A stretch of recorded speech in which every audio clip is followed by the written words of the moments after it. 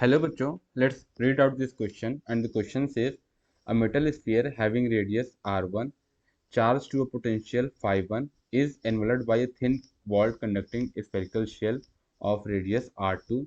Determine the potential phi2 acquired by the sphere after it has been connected for short time to the shell by a conductor. तो इस question में जो की concept involve है वो है कि कॉन्सेप्ट वो है charge flows from higher potential to lower potential। तो इस कॉन्सेप्ट का यूज़ कर हम ये क्वेश्चन सॉल्व करेंगे। सो ये हमारा स्मॉल स्फीयर है जिसकी रेडियस है r1 और लेट से इस पर जो चार्ज है वो है q। सो जो फाई हमारा आ जाएगा, सॉरी, तो जो हमारा phi1 आ जाएगा potential at on the small sphere हो जाएगा के क्यू बाई r1। अब हम जब इस स्मॉल स्फीयर को जब हम बिग स्फीयर से कनेक्ट करते हैं, ये हमारा बिग स्फीयर है,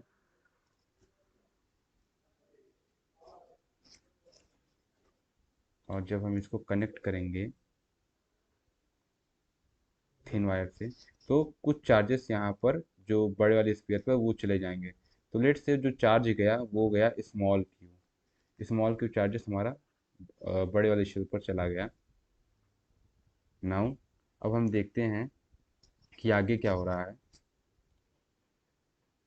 लेट से ये हमारा बड़ा स्फीयर है, उसकी ये इनर सरफेस है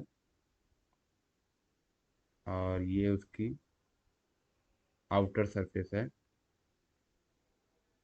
और ये स्मॉल स्फीयर है।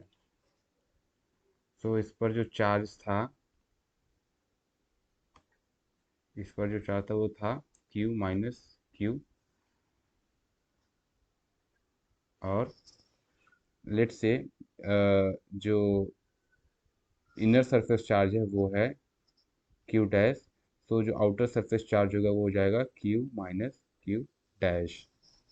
अब हम एक गॉसियन सरफेस ड्रॉ करेंगे in between the big sphere. तो हमें पता है कि जो इलेक्ट्रिक फील्ड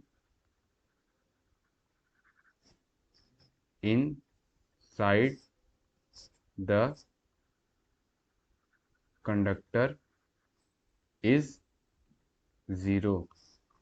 सो जब इलेक्ट्रिक फील्ड जीरो तो फ्लक्स भी जीरो होगा, flux equal to zero which is Q enclosed should be zero.